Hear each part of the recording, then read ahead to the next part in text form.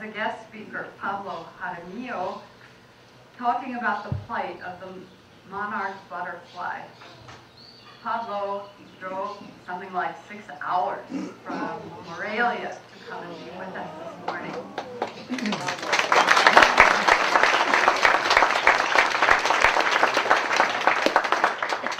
So I think his major point is it's not just the plight of the butterflies, but a reflection on our human catastrophe too, and the ecological difficulties that face all of us.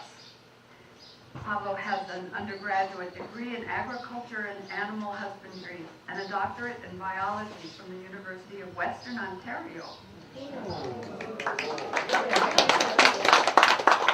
He was a postdoctoral fellow at the Research Center for Environmental Geography from the UNAM in Morelia, Mexico, and he recently won the 2014 Pollinator Advocate Award for his work aimed at protecting the habitat of monarch butterflies in Mexico.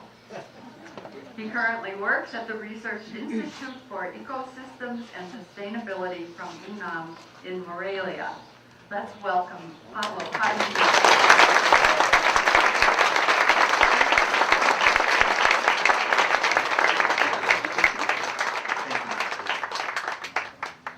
Can you hear me okay?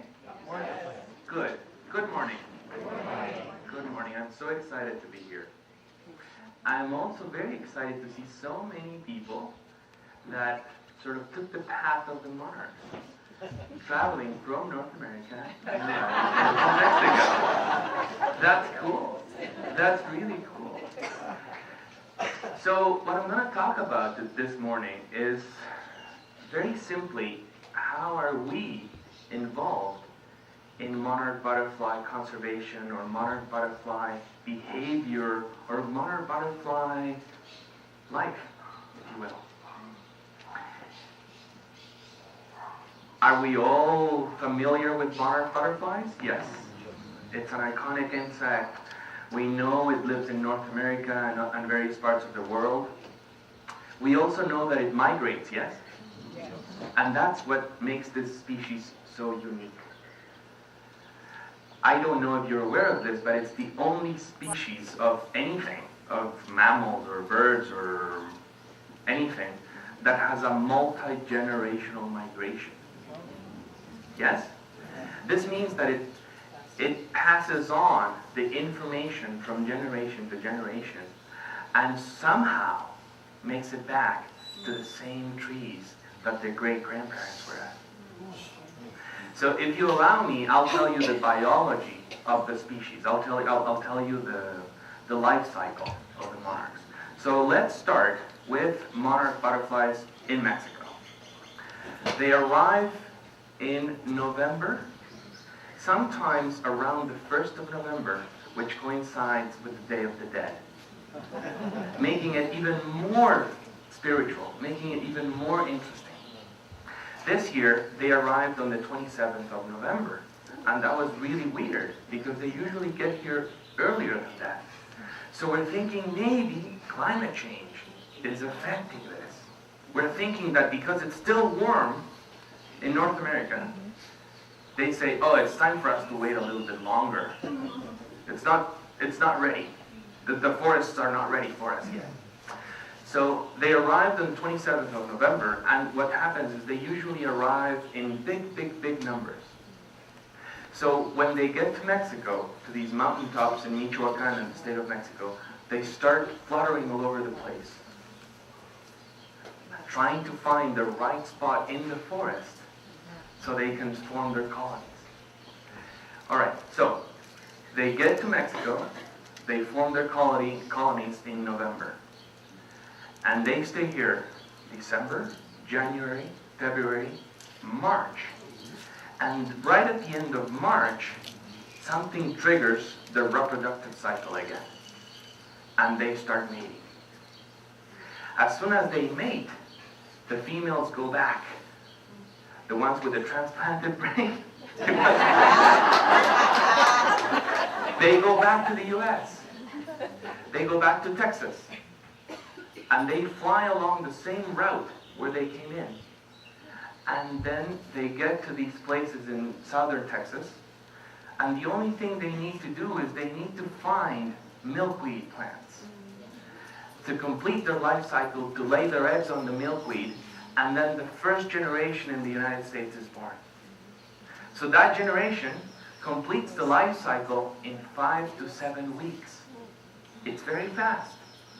So the little egg is eaten by the larvae inside, and then the larvae starts eating a lot of milkweed very fast. So then they pupate, they metamorphosize, that's a difficult word for me, and then they complete their life cycle, they mate, and then they keep flying northward. Yes? And the only thing, again, they need milkweed plants and nectaring flowers. So they keep going northwards, and then generation number 2 is born.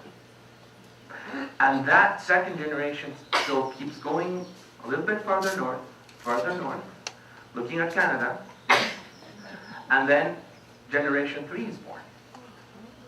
So that third generation will be the parent generation of the fourth long-lived generation that comes back to Mexico. So the third generation is usually hatching sometime at the end of September, sometimes October. And for some strange reason, the reproductive cycle stops. Their sexual organs don't mature, like the other short-lived generation. And still, we haven't been able to find out why they do this. Maybe it's something with the temperature, maybe it's something with day length. But for some reason, they remain youthful for a longer period of time. Yes? So they're active, and as they're young, when they're larvae, they eat more milkweed. And they build up their fat reserves even more. And that allows them to come to Mexico. That gives them the strength to fly 4,000 kilometers from Canada and the northern US to these mountaintops in Mexico. So think about this, how magical it is to find the same butterflies, different butterflies in the same trees. So every time that I go to the sanctuaries and I go to these forests, and I go to the same site that I was in last year, oh my God, the butterflies are there. How do they manage to find the same exact trees? They've never been there, not even their parents. Not even their great-grandparents. That's the mystery. After, in the question section, maybe we can discuss this even further, because there's a few theories why this might happen. But I want to get into the second part of what I want to tell you. And this is about how are we part of the cycle with the monarchs. A take-home message that I want to share with you is, how are humans responsible for the decrease in numbers in monarch butterflies? I'm sure you guys know a lot about this. I'm sure you know and you've read a lot about monarchs. Their population is declining very quickly, very fast. What about bees? What about hummingbirds? What about bats? What's going on? Our consumption habits so aggressive that we're destroying nature, the same nature that's feeding us. What's wrong with us? Humans are not being smart. We've generated a lot of knowledge, but we're not wise. Right? What's wrong with us? It seems that we are so connected with computers. It seems that we're so into Facebook and Twitter and all these social networks, and we spend more time in that. And we're not looking back at nature. What's going on? So if you allow me to explore this area a little bit more, I would like to tell you, I'm sure most of you know this, but maybe I can share something that we have been discussing more recently. Technified agriculture in the United States has employed the use of toxic pesticides and fertilizers that come from the oil sector, yes? Most of the fertilizers that are used, so nitrogen-based fertilizers, all of the stuff that corn production needs a lot of, come from the oil production. So it's fossil fuels again, yes? So genetically modified organisms, talking about corn and soy, have been expanding, and technified agriculture is expanding every day because there's an ever-growing need for it. Did you know that there's more than 29 or 30 products and byproducts from corn that all of us use in our daily activities? Syrups, even in soap, there's so many detergents, things that use corn-based products for that. Did you also know that a lot of the corn that's produced in the United States is used for feeding cows? Yes? And a lot of it is also used for making fuel. How crazy is that? Are we planting corn in an agricultural area that should be used for producing food, and we're producing fuel for our cars? I think that's crazy. It seems that those areas should be used for producing healthy food for us. So by all of these excessive, the overuse of chemicals in agriculture, we have managed to destroy the ecosystem, and we have managed to change that balance because of our overuse of chemical pesticides and fertilizers. So what can we do? My question would be, okay, so in my daily life, how can I change this? So maybe, every time we go to the store, every time we go to the supermarket, we might check the label of what we're buying. Maybe it's cereal.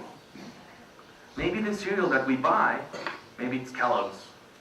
Sorry, I should not have said any brands. But anyway, we're buying something that comes from the US, or even if it's produced in Mexico, but we have no idea where that corn is coming from. So here's the key for the big problem with bees and monarchs. Expansion of agriculture, of specifically GMO crops, so genetically modified organisms, talking about corn. What they are doing now is with biotechnology, they're including not only one gene of another organism into the corn genome, they're introducing more than 5 and 10 genes. So that means that they're allowed to use a rotation of the toxic elements that they're applying to that crop. In other words, let's say that you use glyphosate. We know that name, we've heard it in the news and all that. It's a herbicide. It's a very strong herbicide that kills all of the other weeds except corn, because it has a gene that allows it to withstand the application of the herbicide. Yes? So what if the plants around the corn, in the next year, they become resistant to glyphosate? That means that you have to change the active ingredient and you have to use something else. Yes? So because of that, all these other genes are put into place in the same genome of the corn, so the corn stands and is able to support or to resist that heavy application of toxic heavy chemicals. But what happens to the rest of the ecosystem? What happens to the flowers where the bees were feeding? They're not there anymore. So you've heard about bees disappearing, yes? There we go. Because of our over-aggressiveness, if you will, how we are doing agriculture. Agriculture is supposed to be the basis of our culture. It's supposed to be the basis of our survival, yes? We've changed it so much. Kids don't even know where food is coming from anymore. They don't know where eggs come from. They think they come from the store, yes? They think that meat comes from a tray. They don't put two and two together because they don't know anymore. As we were growing up, we realized, yes, there's a cow, and that's food, yes? There's a corn plant, and that's food. But it's because we were more in touch with what happened in nature before. Now we've isolated ourselves from nature so much that we don't even know what's going on. Because all of these other other, because corn is now being used for more industrial purposes than just for feeding us. You've heard this phrase too. There's not enough food in the world and we need to use biotechnology to improve the yields of the crops. Yes? We've heard that. And that's Monsanto's excuse, and that's Bayer's excuse, and that's all these large agricultural firm corporations that are saying, this is why we are using all these genes and all this technology to improve the crop production, yes? Hello? There's enough food. It's not distributed well. I'll give you a very quick example of this. Let's say this whole crowd is invited for a conference on trees, let's say, or birds, or butterflies, whatever. And we go to the hotel, a large hotel, a convention center, and we're invited. So there's a place for us to have coffee, and there's a place for us to have sandwiches or something. So we go, we eat a few of those, and we leave the rest behind. So the policy of the hotel is not to give that away to anybody else. And that gets put in the garbage. Yes? Maybe somebody got sick once. But don't tell me that there's not enough food. I'm sure you're familiar with this. And I was part of this experience, I'll tell you. I went to, I don't know which store it was, I think it was Loblaws in Canada. And there was a big tray, this big, full of bread. And it was perfect bread. And I checked, and it was, wow, it was going to expire in 2 days. But the corporate policy of that store was to give that, to throw that away. Why? It still had 2 more days. But maybe someone, sometime long ago, got sick because of eating that bread. Okay, company policy. We can't give that to our customers. There is enough food.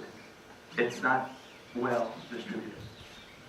So because of this, I'm trying to think of ways to getting all of us excited about changing our ways. It's the only responsible things to do as humans. We can't continue living like this. Maybe every time that you go to the store and you see someone buying a product, or we see somebody on the streets, maybe not here, maybe in the US, or wherever you go, maybe that's your good deed for today. Maybe tell someone, or maybe expand this idea of, do you know where your food is coming from? Have you thought about that corn? How is that corn produced? Is it GMO corn? What's a GMO? We don't know. Most people don't know what that is. Yes? And maybe we also don't know what that corn is doing to us. Did you know that a lot of the corn that's produced in the US is also exported into Mexico? And that a lot of the tortillas that we eat are made from corn that comes from the United States? How crazy is that? I don't understand. Corn evolved here. Mexicans were very smart to help the corn evolve into what is now. So it was theacinta before, it was a grass. And with human intervention and for many years, we managed to come up with corn. And as you know, there's many types of corn. But that's not what corporate agriculture is doing.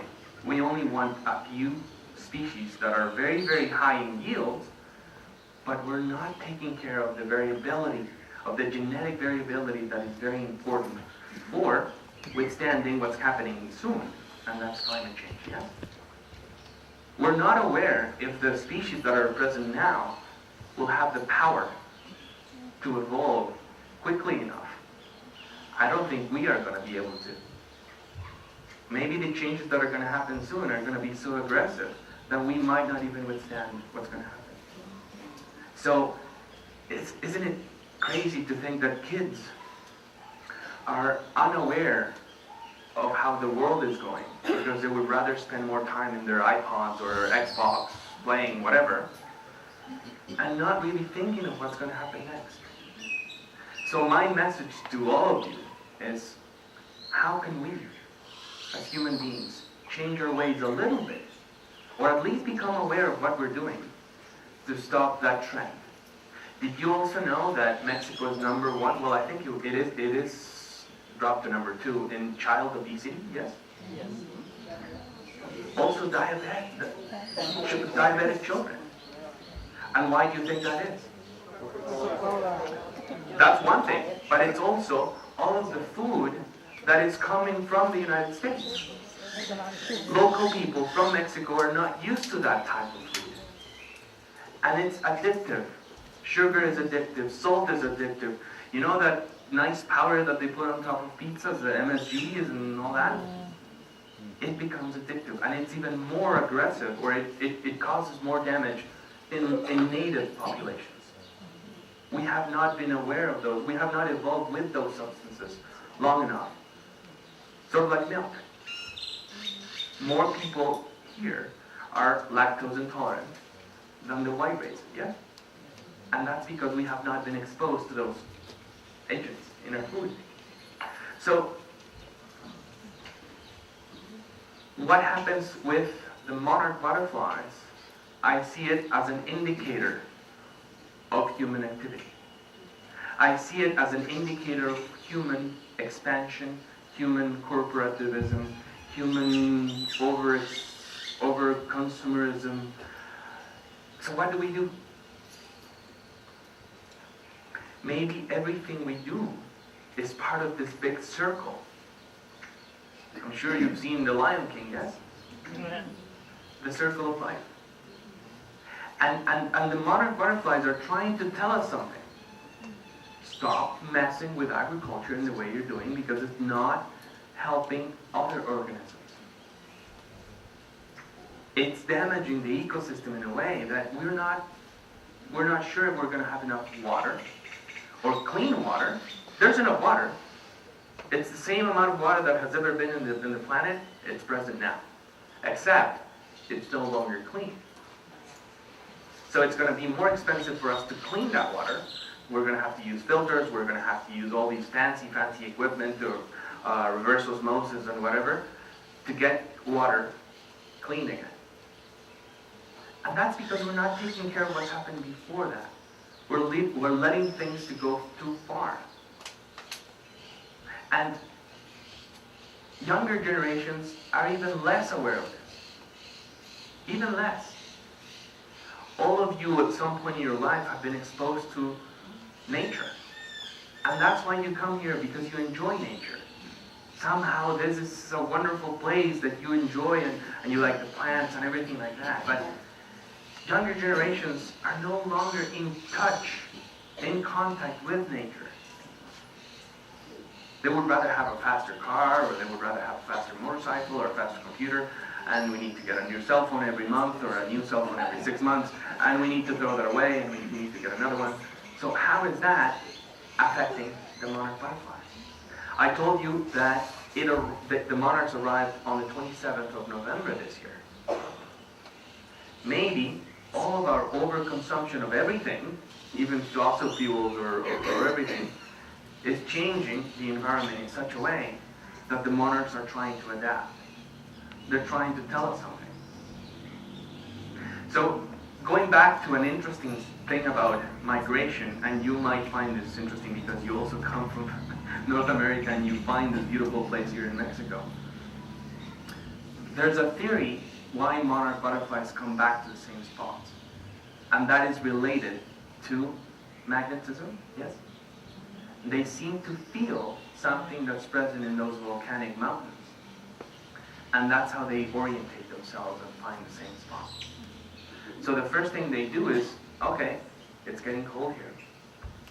Northern Canada, or Southern Canada, Northern US, getting cold, time to fly down southwards. And that's how they orientate using their compass. And they fly taking advantage of the thermoclines, all the winds and how the hot air comes up and cold air goes down, and then it creates waves, and that's how they fly down. And as soon as they find these places in the mountains, then they go inside the forest and then find the patches where the great-grandparents were. It's very, very unique. How many of you have been to the sanctuaries? Yes? Isn't it so amazing once you get there? For me, it actually is going back to the definition of awe. It's the right definition of that word once you go there. So, if as humans we're changing the environment so much, how can we continue to promote the preservation of that phenomenon for the younger generations to look at? And it's because everything we do every day has an impact in nature. And it might be harsh for me to tell people and to keep people, pessimistic. Oh my God, we're destroying everything. What do we do? We should change our ways. We should, But I think everything we do has an impact. And sometimes, by silently doing something, maybe we get our neighbor to copy what we do. Yes? Maybe, okay, we check this cereal and we say we're not going to buy that kind anymore. We're going to replace it with granola. Locally made, maybe. Or we're going to think about, we're not going to use that detergent because it uses something from corn. Maybe. And we're going to look at labels. We're going to start looking at what we buy. We're going to start looking at our consumeristic habits. Yes? We're going to try to see how we can change the story. And we think that maybe, what will happen if I take one more styrofoam cup? Nothing, right? But I think it does. Maybe by reusing our cups, maybe if we love to eat out, and Mexico's famous for food. We love to go to the store. Maybe we go to get some atole in the morning. Oh yeah, it's so delicious, yes. But every time we buy it, it's another styrofoam cup, yes? Maybe we could take our own. And we take it back, we wash it, that's it. But did you know that styrofoam almost never disappears? And it's the preferred container for street meat, for street food. It doesn't conduct heat, you can hold it. So maybe we can take our own plate. It might sound crazy, but we can do it. So there's so many things we can do to change the story. And if we see that trend, as the trend you have here, I'm so excited to see so many people out here. I thank you for being here. And it's amazing how you have formed a community of concerned people that want to get together every Sunday and want to share ideas. Congratulations for this. So I think by empowering this group, we can start changing the story. I don't know how long I've been talking for. Is it good? 10 more minutes. All right. So I'm going to leave you with a few ideas about monarch butterfly biology that we think are going to change or improve the conservation activities that we're doing. We all know that they feed on milkweed, yes? Okay. And we think we should be planting milkweed everywhere, yes? But it's not a good idea. I'll tell you why. Think about monarchs, yes? They fly from the United States and Canada, and they find these mountaintops in Mexico, and they love it. So their instinct tells them, march, time to mate, time to go back.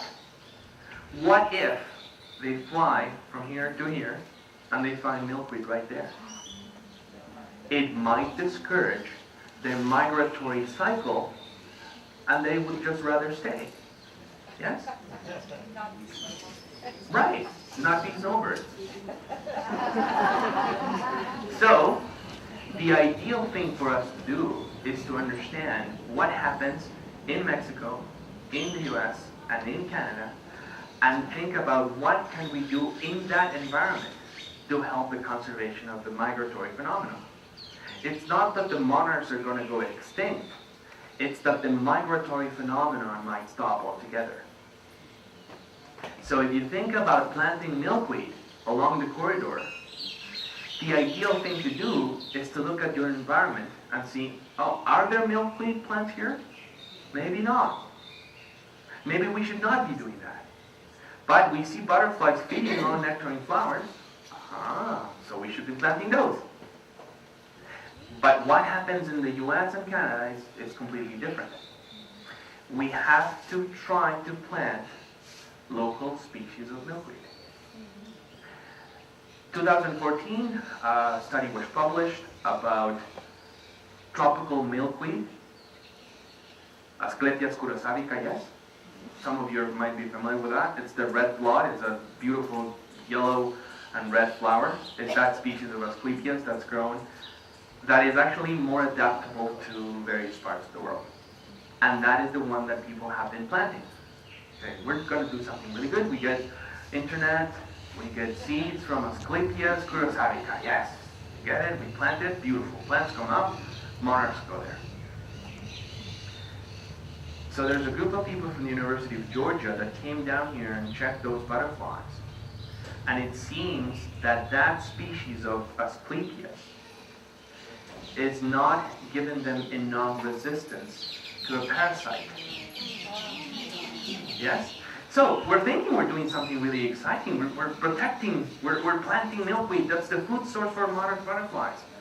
But we have to find the right species for the right location and for the right region. And that's probably a very important message for you to take back. You go back to the US and Canada, and if you see someone trying to protect monarchs by planting milkweed, suggest to them, find the local species of milkweed, and that's the one you have to plant.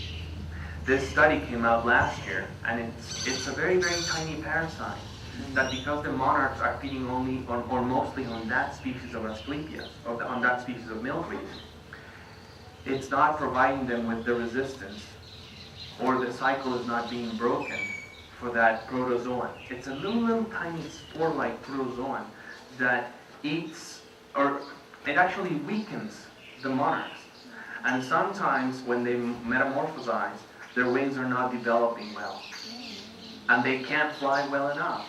So that is also, that might affect the migratory cycle again too. So, what can we do in Mexico? Should we be planting milkweed? The answer is no. What we should be doing in Mexico is protecting the forests where the monarchs are going to. And that is another story on its own. And I'm going to tell you very quickly something about it. Last century, at the beginning of last century, the land was given back to local people. And very differently from the US, where natural parks are protected and nobody can go there. You don't have people living in natural parks. There's no people living in Yosemite, or there's no people living in Yellowstone, no? But here people live there. Yes? And as we have needs, yes? We need to eat. We need to build a house. We need water. So, that is where the difference lies. This park, this protected area, also hosts more than 100,000 people. And because they own the land, they're also stewards of the land. And because they've been, I don't know what the word would be, they've been led to start a vicious cycle of reforestation, for example, or planting avocados. We love avocados, yes? Do we know where they're coming from? Yes, Michoacan. And the avocado orchards are expanding. And some of them are fighting with the forests. So they're chopping down the forest to put the avocado trees in there. And we might also be benefiting from climate change, because those mountaintops used to be cold, but they're not cold anymore. And that's why avocado trees can grow there. So yes, we love avocados, and it's a crazy fad in the US, you know? Every restaurant offers you avocado this, avocado that. Do you want avocado in your Subway sandwich? Yes? We're going to put avocado in everything. it might be something that's not extremely good. We might be changing something also, because local people, they need to find a crop that allows them to live well. And avocado is doing that, because there's a higher demand for avocado in the world. But maybe that's changing their livelihood as well. And those people, just like us, they want to get the best cell phone ever. They want to get the loudest speaker system ever, and just like us. And the way for them to do it is by starting to grow something that everybody wants. And that's where the difference lies for that park. It's a protected area, but at the same time, it belongs to the people. And they're trying to make a living. So maybe a way for us to work or to protect would be to go there and see if we can help them envision alternatives for their livelihoods. So maybe I see that there's a support for people that do embroidery or handicrafts or souvenirs, or maybe they can become guides.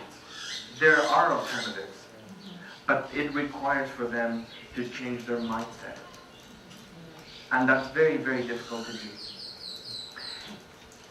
Talking about reforestation, that has gotten them into a very, very unfortunate vicious cycle. People from the government agencies say, we're going to do something very good.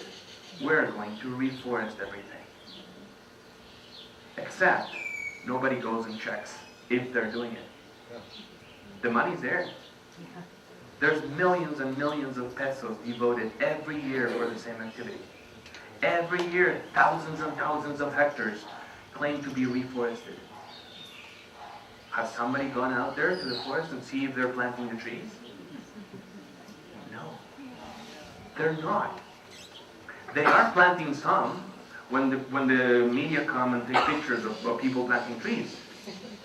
But the next day, they're buried. They're thrown out. They're left to die. You know why? Because next year, there's more money for the same project. And they will be planting trees under trees. Because all the other areas are either agriculture or avocado farms. And they don't want to reforest those areas because they're producing food there. They're producing avocados there. So for them to tell the world or to tell the National Forestry Commission that they've planted trees, they will be planting trees where they already have trees. And then they say, well, there you go. See, I planted trees right there. So nobody goes and checks. There's no commitment. But it's really beneficial for all of these agencies. And they all make a little bit of money from the same process. So how do you go there and tell someone, okay, kids, gather up. We're going to start a nursery for trees. Yes, okay, we're going to be watering the trees. We get local seed for forestry species that are adapted to that environment, to that elevation. Yes, okay, we plant those. Beautiful. And we get them ready at the right time because, as you know, the rainy season here is really, really marked. Yes? It starts in a month, in a specific month, and it ends in another specific month. So when you plant trees, you have to take advantage of the water that comes from out there. Because you're planting, remember, far away. It's not like you can take your watering hose, you know. I'm going to be watering my tree. No?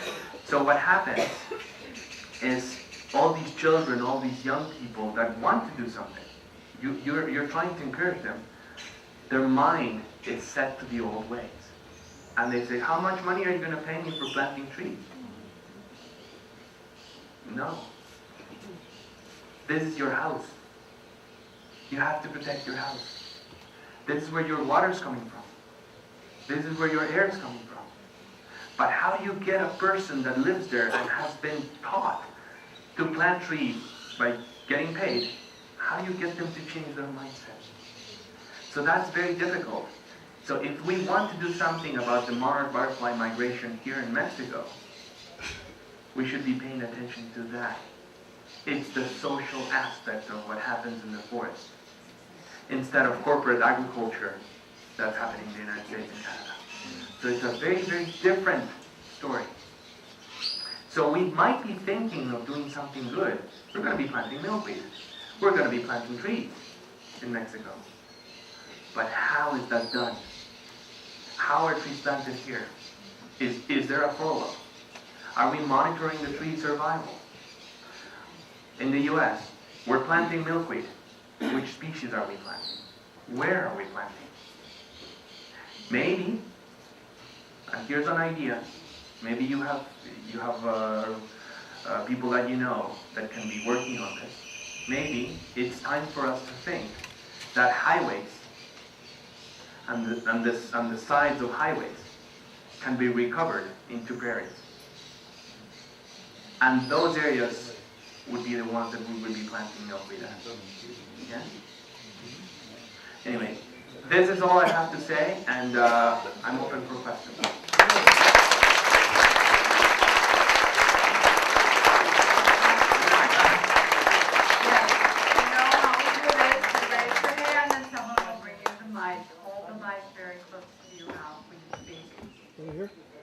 Over there.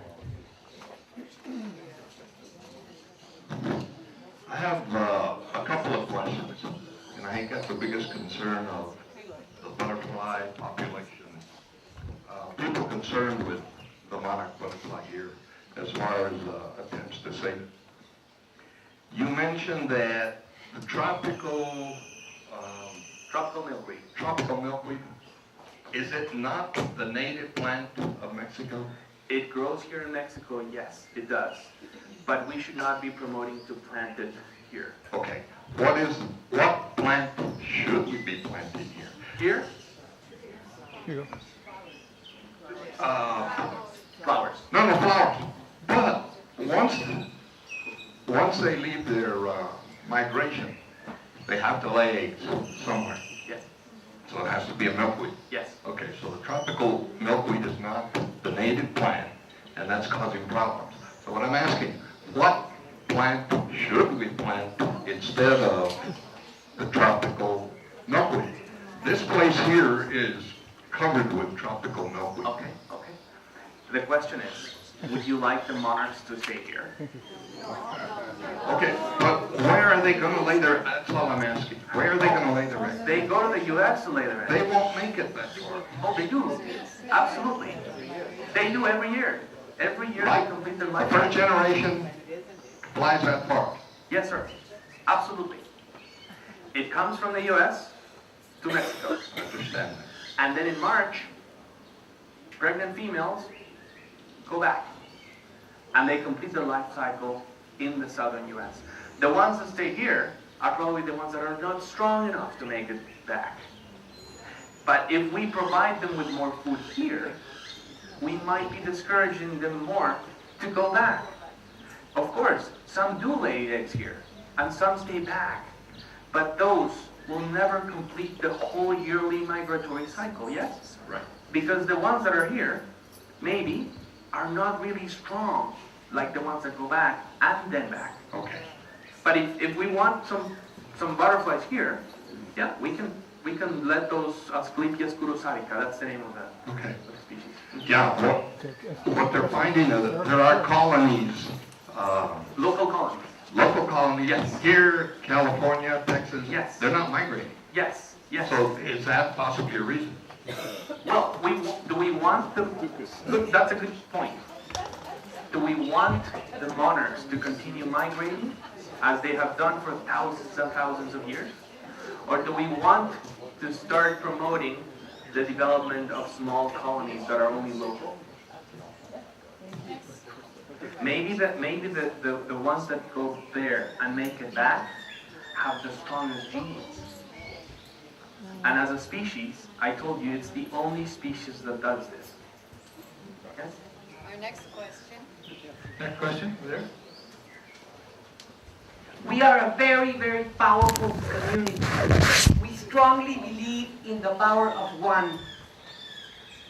There is a small store in front of the parking lot of El Torito, Bugambilias Plaza. They promote fair trade, and they sell all kinds of articles which are organic and fair trade. They sell detergents, chocolate, coffee, all kinds of soaps. We must support this type of initiative, which is done by university students. The power of one. This community has it. Thank you. I want to follow up on what Karuna said a little bit. We are powerful in this community. The one answer to getting rid of pesticides and fertilizers that are made from chemicals of oil is organic. Buy organic. Look at the labels. And don't tell me that it's too costly. It's the price of a butterfly. There you go. Right on. Next, there's an organic tianguis here that encourages local farmers to grow organic.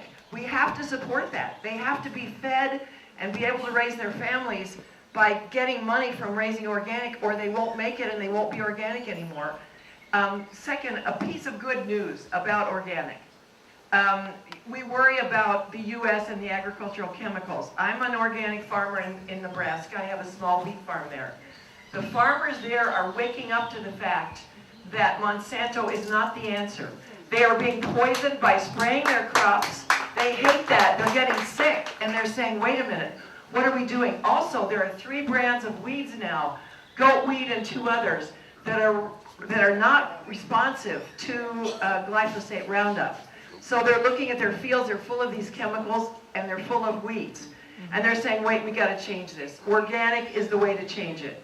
So I have a question for you, though. Yes. And can you do a map? Can somebody do a map of the species of milkweed in various places that should be planted? Amazing. Because we could plant them in Nebraska, in the sides of the roads like they used to grow, and if we knew the right kind. So if you could do a map at your university, that would be helpful. Great. Excellent idea. In fact, yeah, there's a group of people that is already starting this. There's a person in Kansas. His name is Chip Taylor, and he has something called Monarch Watch. He's actually promoting the planting of local species of milkweed in various parts of the U.S., and they do have this map. And there's about 140 species of milkweed in North America. So that's exactly what we have to do. Which species and where? Perfect. Thank you. First of all, I want to say thank you very, very, very much for your talk. It's fabulous, absolutely fabulous.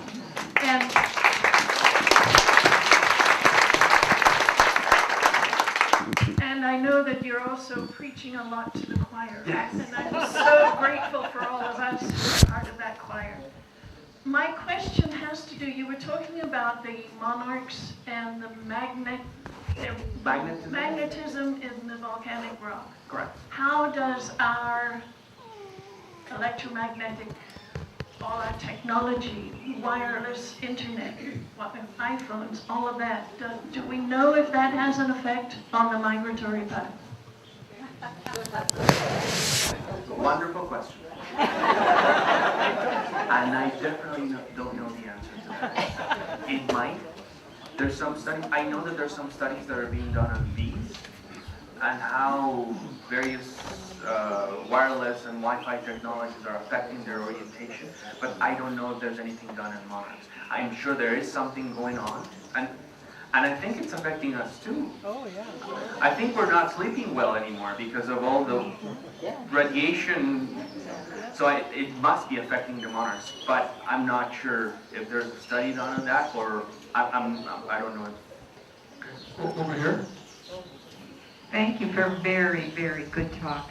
There's something we can do right here in this group, and that's to give up the styrofoam coffee cups. If everybody would please bring a to-go cup, bring your own cup, and take it home, and let's eliminate the styrofoam here. Every week at the end of this, there's a trash can full of them. So thank you.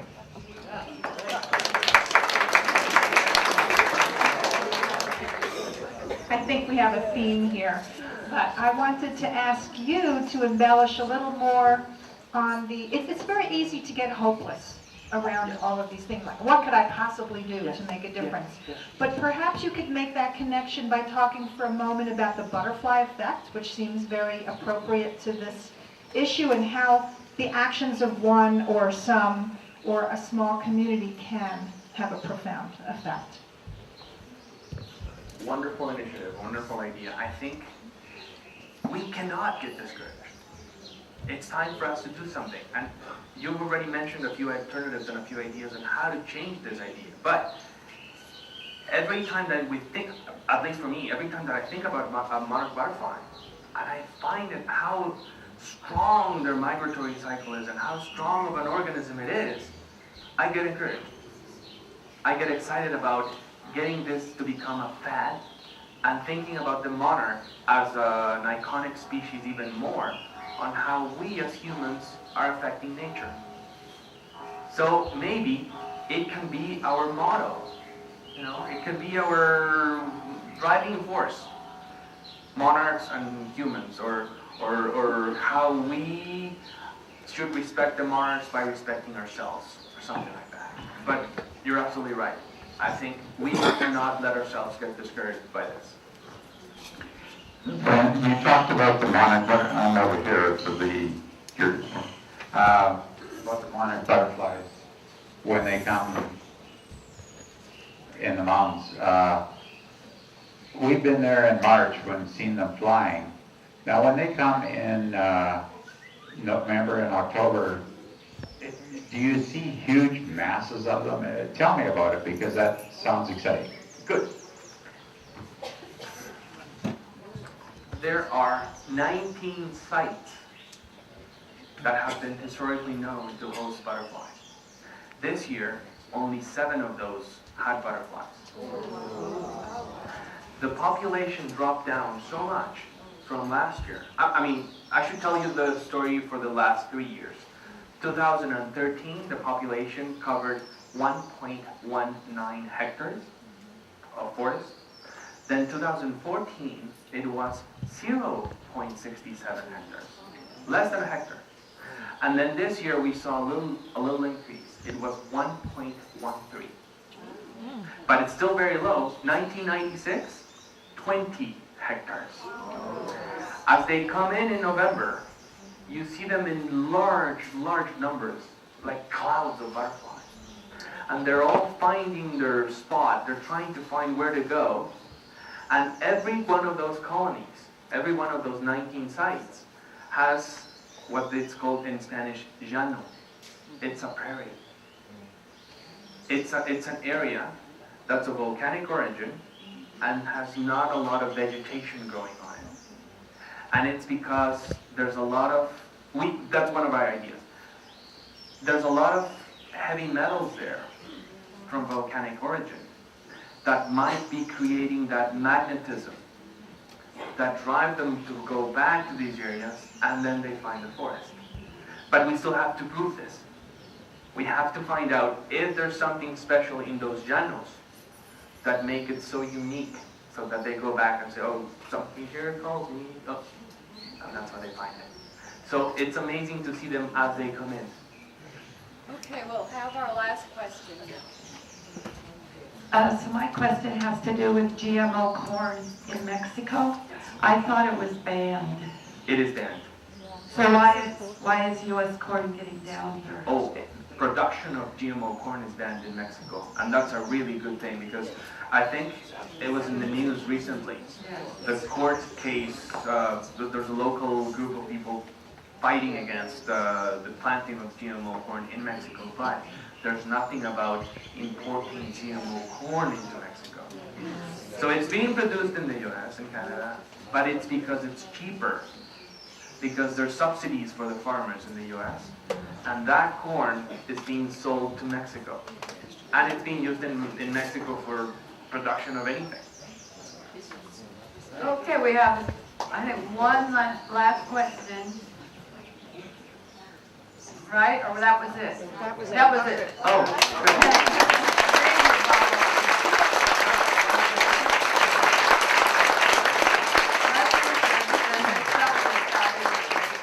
Maybe he'll give you. if there's more interest on this, I can put some websites on here and you can go look, or maybe you can write to me and we can start chatting or communicating. There's a lot more to know and there's a lot more we can do. Thank you so much.